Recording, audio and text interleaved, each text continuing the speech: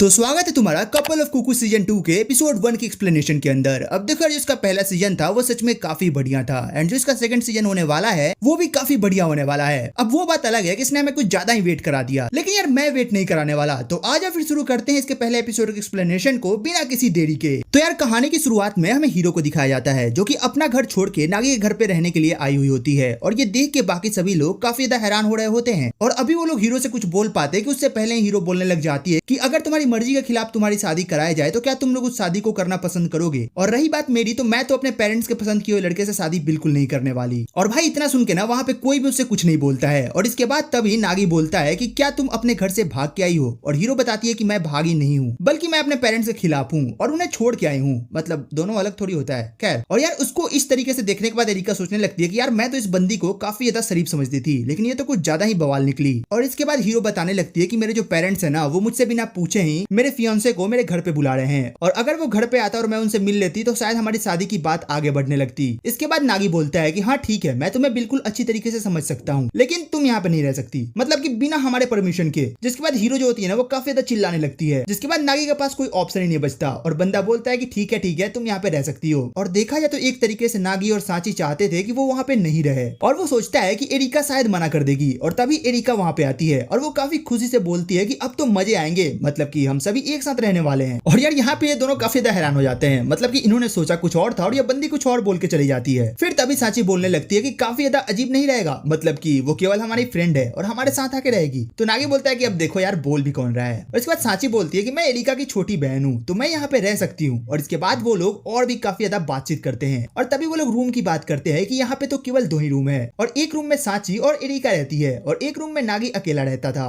और नागी बोलता है कि मैं ना हीरो के साथ रह सकता हूँ, मुझे कोई प्रॉब्लम नहीं है। और हीरो भी बोलती है कि हाँ मुझे भी कोई प्रॉब्लम नहीं है, मैं रह सकती हूँ तुम्हारे साथ। और फिर यहाँ पे हमें नागी के कमरे को दिखाया जाता है जहाँ पे जो उसका बेड होता है ना वो लिटरली 2 फ्लोर्स वाला होता है, मतलब कि एक नीचे और एक ऊपर। तो तुम समझ सकते हो कि अपना नागी यहाँ पे कितना खुश होने वाला है, क्योंकि यार नागी यहाँ पे सोच रहा था कि वो ऊपर सोएगा और वहां से हीरो को नीचे देखता रहेगा। और यार अपना बंदा भी ये सब सोच ही रहा होता है कि तभी सांची उसे काफी कस के लगाती है और बोलती है कि यार तुम फिर से अपनी दुनिया में चले गए, मतलब कितना ख्वाब देखते हो। और इसके बाद तभी सांची बताने लगती है कि मैं नागी भैया के साथ सोऊंगी, मतलब कि मैं नीचे सोऊंगी और नागी ऊपर। खैर मैं इसकी फियांसे हूँ तो इसके कमरे में सो जाऊंगी। और वैसे देखा जाए तो एक बार हम एक साथ सोए भी थे और साथ ही उसने मुझे नहाते हुए भी देखा था, तो कोई प्रॉब्लम की बात नहीं है। और इसके बाद सभी लोग इसके ऊपर बहस करने लगते हैं, मतलब कि कुल मिला के बात किया जाए तो तीनों लड़के नागी के साथ सोना चाहती थी। क्या लाइफ है भाई। वेल तो इसके बाद नागी बोलता है कि तुम तीनों ना एक रूम में रहोगी और साथ ही में मैं अकेला एक रूम में रहूंगा। और तीनों लड़कियों का रिएक्शन काफी ज्यादा वियर्ड था। और यार इसके अगले सीन में हम देखते हैं कि नागी हमें स्टोर रूम के अंदर दिखाया जाता है। बंदे ने ज्यादा बहस कर ली थी और बाकी की 2 बहनें एक रूम में रहने वाली थी और नागी के रूम में हीरो रहने वाली थी। और नागी काफी ज्यादा खुश हो रहा था और सोच रहा था कि अभी हीरो मेरे बेड पे सोएगी और काफी ज्यादा मजा आएगा। और वो ना हीरो के बारे में सोचने लगता है कि जब हीरो ने बोला था कि वो अपने पेरेंट्स के पसंद किए लड़के से शादी नहीं करेगी, तो यहाँ पे नागी सोच रहा होता है कि अब हो सकता है कि थोड़ा यहाँ पे मेरा चांस बन सकता है। और यार ये लौंडा फिर से अपने ख्यालों में खोया हुआ होता है कि तभी यहाँ पे एरिका आती है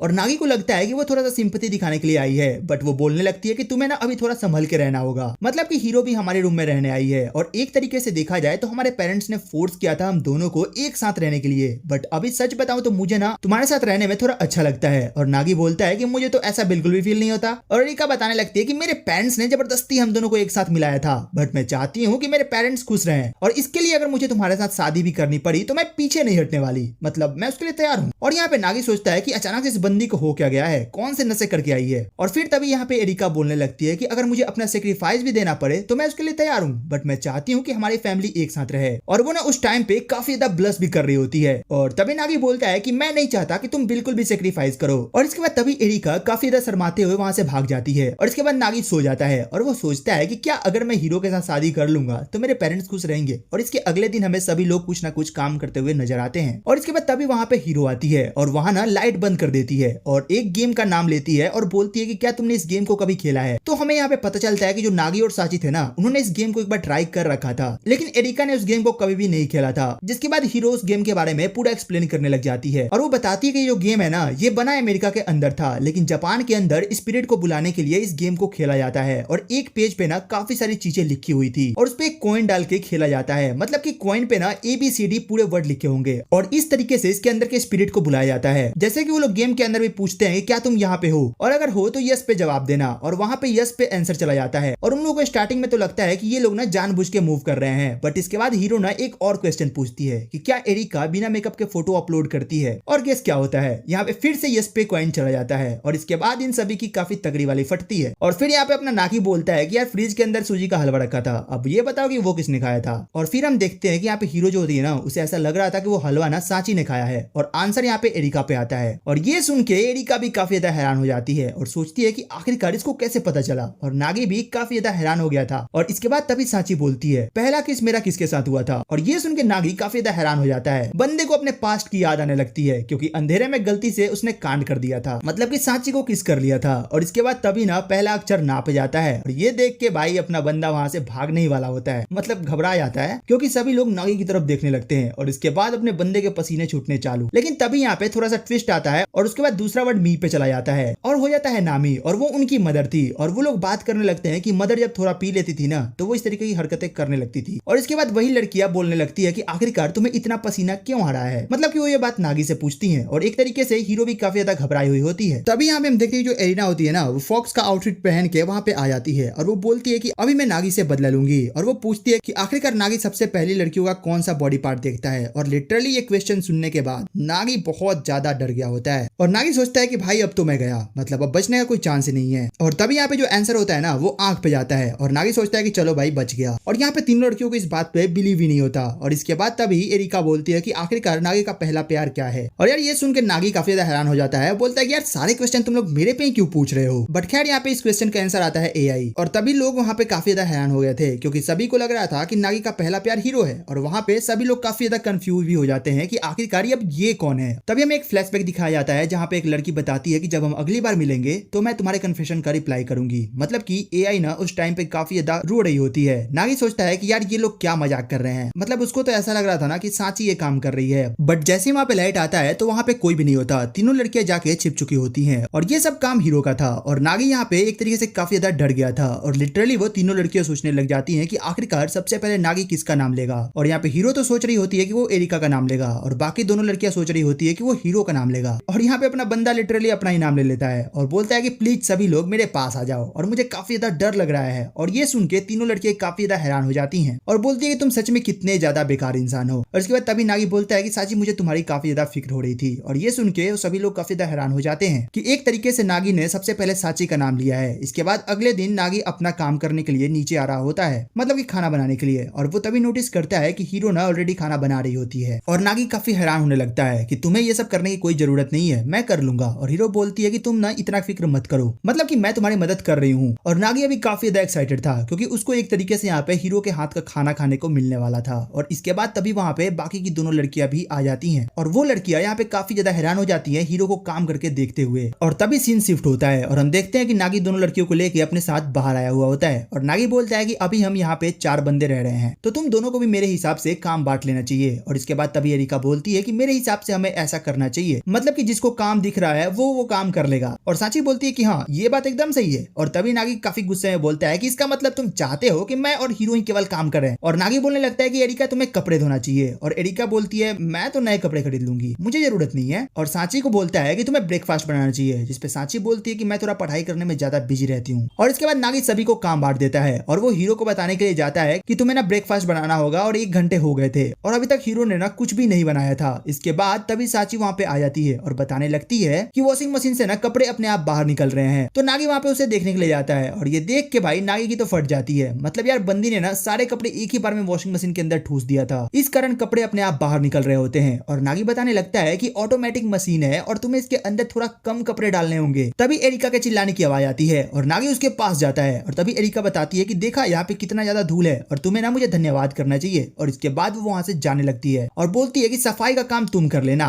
मैंने इतना काम कर दिया है। और इसके बाद नागी हीरो के पास जाता है और बोलता है कि खाना बन गया क्या। और हीरो बोलने लगती है कि मुझे लगता है कि चाकू का धार थोड़ा कम है, इस कारण सब्जी ढंग से नहीं कट पा रही है। और यार अभी लिटरली दोपहर होने वाली होती है और अभी तक इन्हें खाना नहीं मिला होता है। खैर इसके अगले सीन में हम देखते हैं कि ये तीनों लोग बेहोश हो रखे होते हैं, मतलब कि भूख के कारण। और उन लोगों को समझ में नहीं आ रहा होता है कि आखिर ये बंदी कर क्या रही है और वो पिज्जा लाने का सोचते हैं, बट नागी ऐसा नहीं करने दे रहा था। और इसके अगले सीन में वो सभी लोग ना कुछ खाने के लिए बैठते हैं, मतलब नागी ने बचे कुछ सामान में से कुछ बना दिया था। और यहाँ पे नागी बताने लगता है कि एक तरीके से हम सभी स्ट्रेंजर्स है और वो सोच रहा होता है कि एरिका से मिलना तो मेरी एक तरीके से किस्मत है। और देखा जाए तो साची मेरी छोटी बहन है, बट वो रियल में मेरी बहन नहीं है। साथ ही हीरो मेरी क्लास में पढ़ती है जो कि मुझे काफी ज्यादा पसंद है। और इसके बाद तभी अचानक से नागी काफी देर चिल्लाते हुए बोलता है कि आखिरकार हम सब एक साथ क्यों रह रहे हैं, और सभी लोग काफी ज्यादा हैरान हो जाते हैं क्योंकि नागी उस टाइम पे काफी ज्यादा रो रहा था। और इसके अगले सीन में नागी हमें स्टोरेज रूम में दिखाया जाता है और उसको ना काफी ज्यादा सर मारा होता है क्योंकि वो बंदा लिटरली 3 लड़कियों के बीच में रो चुका था। इसके बाद तभी एरिका आती है और बोलती है कि तुम्हें ना बर्तन धो देना चाहिए, और नागी बोलता है कि तुम खुद धो दो, मैं नहीं धोने वाला। इसके बाद तभी एरिका काफी खुश होते हुए बोलती है कि मुझे लगता है कि तुम काफी ज्यादा खुश हो, और नागी ना काफी ज्यादा हैरान होता है। और इसके अगले सीन में हीरो और एरिका शॉपिंग करने के लिए जा रहे होते हैं और एरिका नागी की काफी ज्यादा बेइज्जती करती है कि तुम्हें हीरो के साथ घूमने का मौका नहीं मिल रहा है, और नागी बोलता है कि मुझे फर्क नहीं पड़ता।